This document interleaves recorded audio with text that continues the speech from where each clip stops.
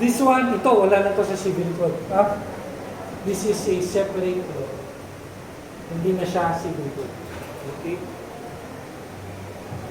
Okay, section 1. This shall be known as the bulk sales law. Yan, dali. Okay. The purpose is to prevent the defrauding of creditors by the secret sale in bulk of substantially all of the merchant's stock of goods. Anong opinion niyo kapag bulk, bulkuhan, maramihan, or lahat? Diba? Sa oblikon nyo pala, makikita nyo na ito, defrauding of creditors. Sa oblikon pala. Protected na creditors. Okay. Dito kasi sa bulk sales law, it penalizes, okay, the vendor who doesn't comply with the provisions of the bulk sales law. Okay. Tandaan nyo din, ang involved dito is merchants. Those who are engaged in selling goods in bulk. Wholesaler, okay, retailer, okay, ganyan. Sila yung involved. Okay? Why? Kasi there is a tendency, since these are goods bought in bulk or nabenta in bulk, it needs a large amount of capital. Okay? And it recognizes that some businessmen, okay, don't have the capital. That's why they borrow. Gets nyo? They borrow. Okay? That's why merong creditors. Yung pinambili ng goods na yan, okay, galing yan sa creditors. Okay? And ang tendency before is nagpautang ka sa isang merchant, nabenta niya na yung goods niya, o nabenta niya na lahat ng gamit niya, pero wala pa siyang binabayad sa iyo. Saan napunta yung pera? Okay, so wala ka ng habol ngayon ng creditor. Kaya merong bulk sales law. Kasi naaabuso ang trust ng creditor. Okay? So, imbes na makakolekta sila, hindi sila nakakolekta kasi hindi nila alam, hindi sila aware na benta na pala lahat ng goods, na benta na lahat ng furnitures ng isang merchant. Seller ito hindi yung seller na ikaw ako. Ito yung seller in the ordinary course of business mo, talagang nagbe-relation. Engage in trade, kumbaga. Gets? Gets nyo ba? Hindi. Hindi? Gets. Okay. The general scheme of this statute is to declare such bulk sale fraudulent and void creditors of the vendor or presumptively void. Okay. With regards to the sale itself is valid. Meaning, kay seller at kay buyer ng bulk goods or furnitures, valid. But with regards to the creditors, especially creditors to seller, they are void. Gets nyo ba? Meaning, since valid yung sale, title will transfer to the buyer. But as to the creditors, void. Gets nyo? Gets. Okay, gets nyo ba? Next. Gets nyo yun. Nako. Okay, let's proceed to the next article. Ano nga ba ang mga binibenta dito? What are considered as sales in bulk?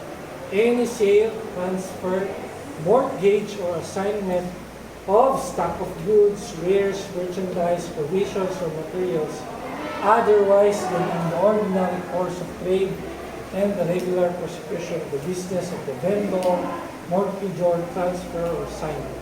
Or any sale, transfer, mortgage, or assignment of all or substantially all of the business or trade therefore conducted by the vendor, or all or substantially all of the fixtures and equipment used in and about the business.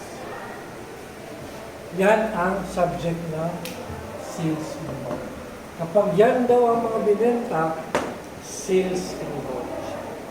Okay, meaning, essentially, binibenta mo lahat ng goods mo, pati yung lahat ng furniture and fixtures, kung ikaw ay engage in furniture and fixtures trading. Okay? Kasi kapag binenta mo yan, di ba, just like in an ordinary debtor-creditor dilemma. Okay? Kung meron kang alam na meron kang pinagkautangan, okay? Ang ginagawa usually, ibebenta niya muna sa kaibigan, sa pamag-anak, sa kilala, okay? Para kapag maningin, wala na siyang masisingil sa akin. Wala na rin siyang ma-attach na goods. Wala nang ma-attach na furniture sa equipment. Kasi, nabenta mo na eh. Gets nyo ba? Gets? Gets ba? Boxing. Okay? So, exception, if there is a written waiver executed by the creditors. Okay? And if such vendor, mortgage, or transfer assigner is an executor, administrator, receiver, assignee in insolvency, or public officer under judicial process. Okay? Ang importante dito is the first one, dapat mayroong written waiver. Okay? Kapag may written waiver si creditor, hindi nyo na kailangan comply yung provisions ng bulk sales law. Ano yung provisions ng bulk sales law? We'll discuss that later. Basta i-take note nyo ito, 2 exemptions. Okay? So ano yung kailangan mo i-comply kapag, hindi pa pala yun, no?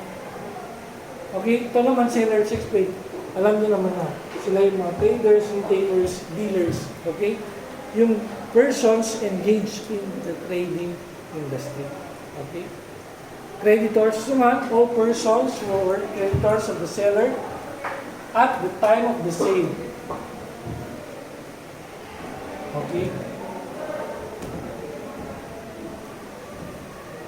So, lahat ng creditors at the time of the sale, except creditors na existing after the sale.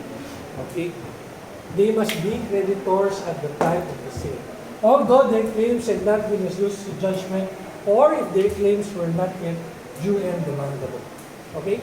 Although they were not creditors for merchandise, but were general creditors of the seller. So, let's say for example, si seller, merchant, engaged siya sa buying and selling ng beauty products. Okay?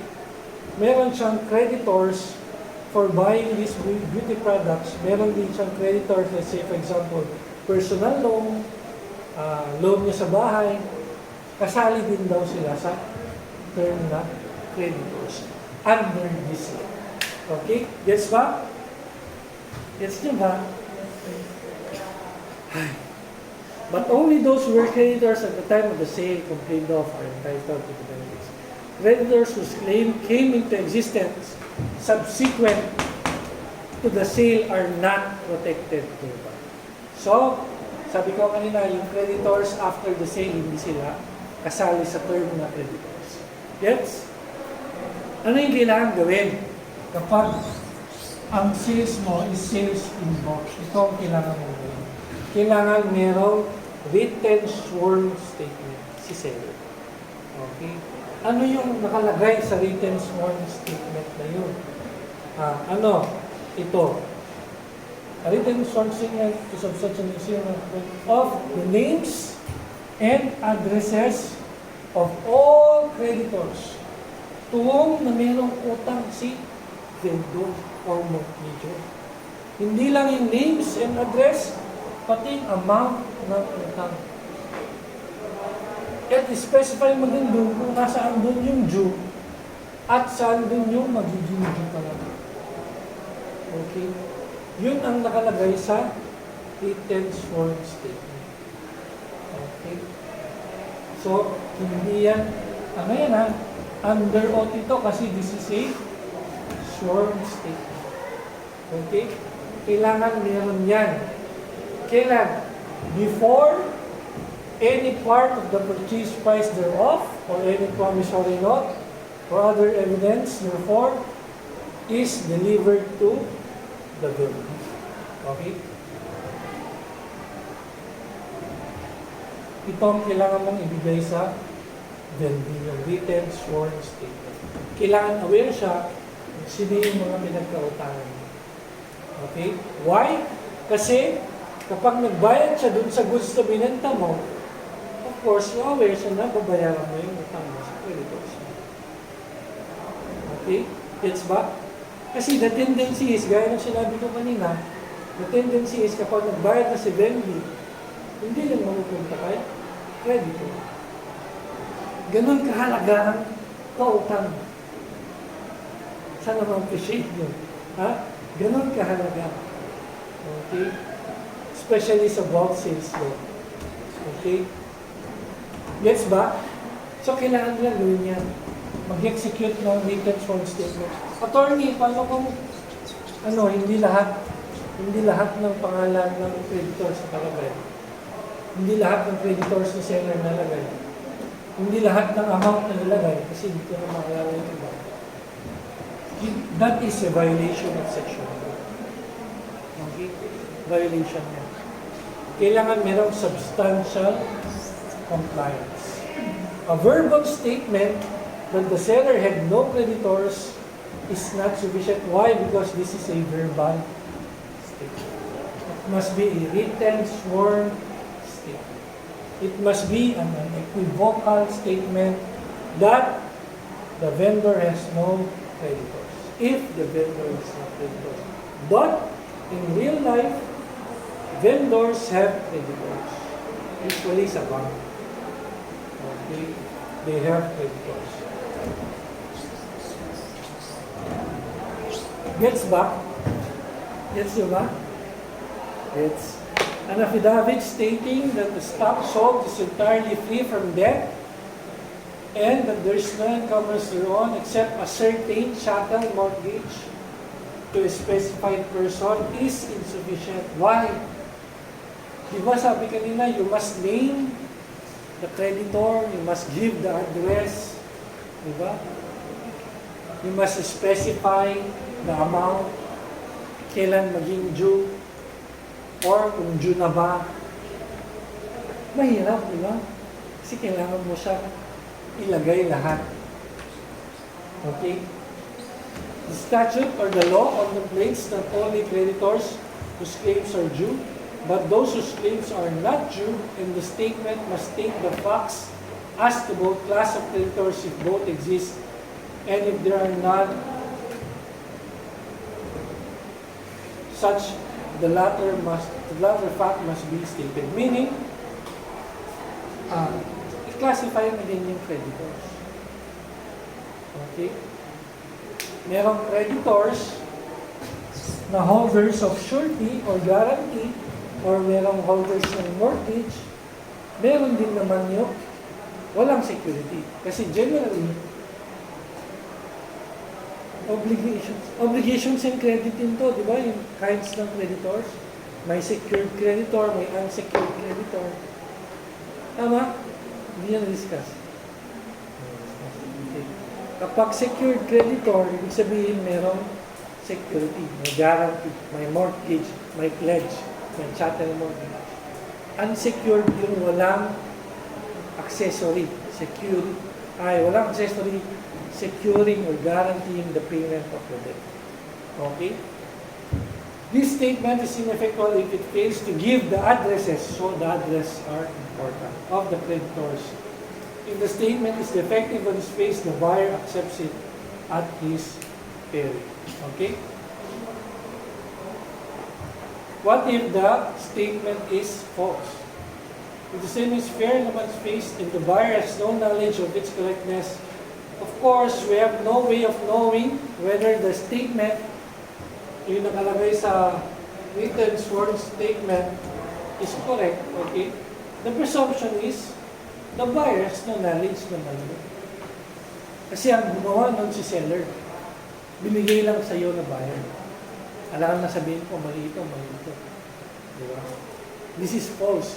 Ang utang na nilagay niya is 1 million, but the truth is 5 million ang utang.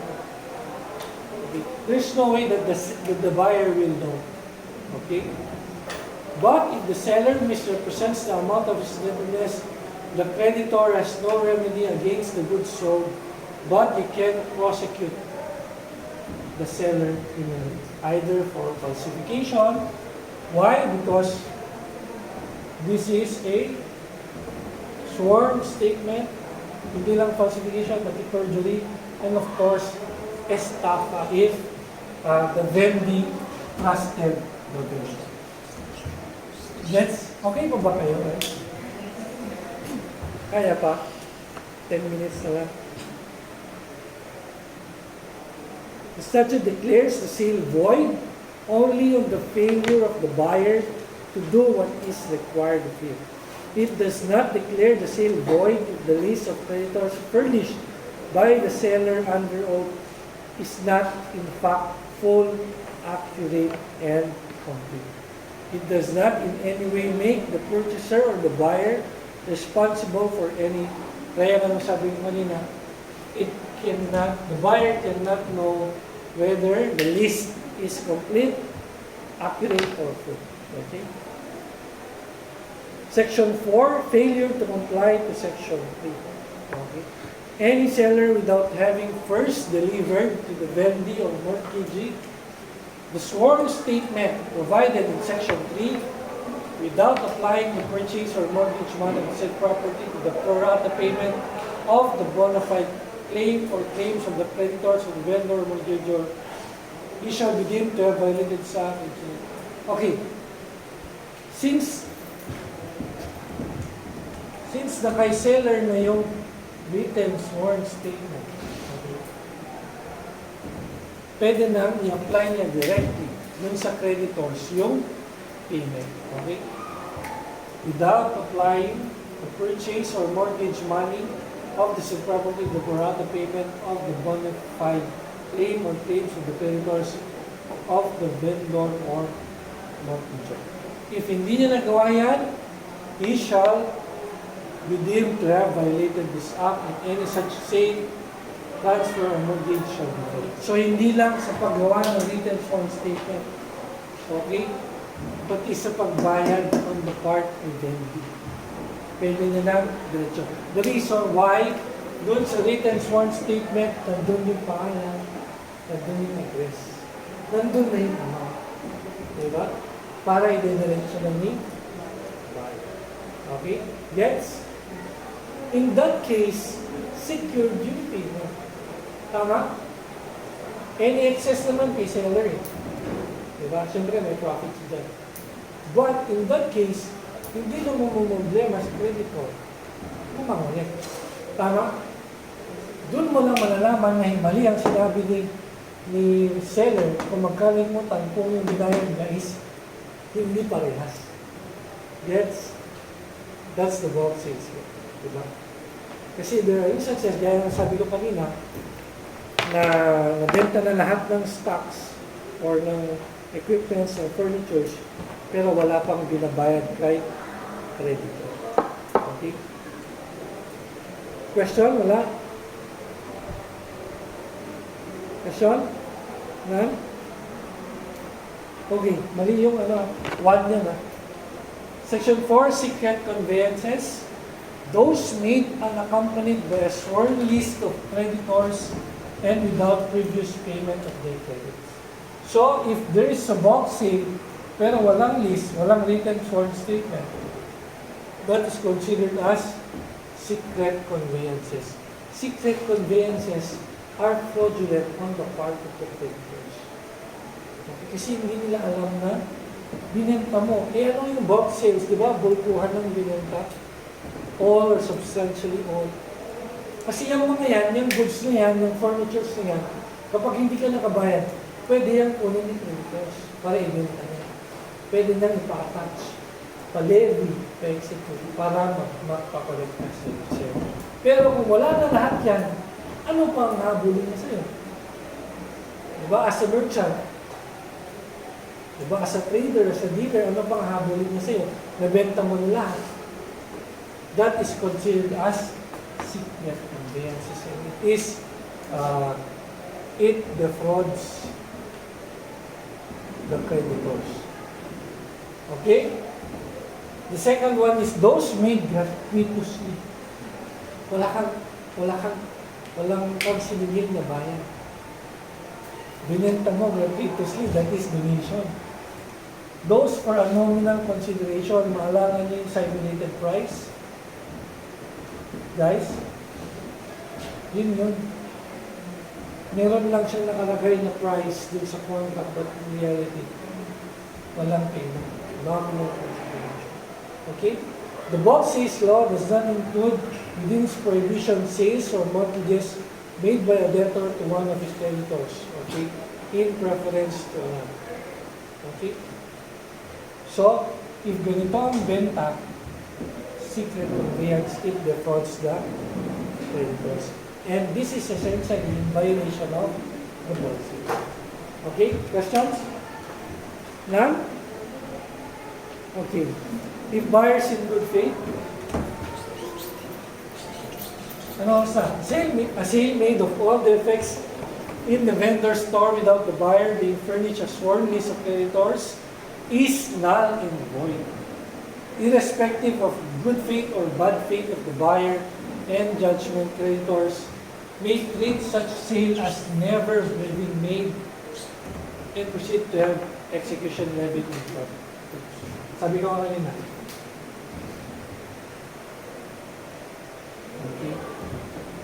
Whether the buyer is in good faith or bad faith, basta wala yung written sworn statement. Okay. The sale may be valid between the buyer and the seller, but with regards to the creditors, that is void, null. Okay. Meaning, since ang sabi dito is judgment creditors, okay, they can now ask for the execution for the levy of the goods. Ano yung ililevy nila? Yung binenta nila bukuhan. Okay? Gets nyo? Gets? Meron pa. Continue ko next meeting. Sa next na class. Questions? Page 20. Okay. None? Okay, sige. Dismiss. Okay.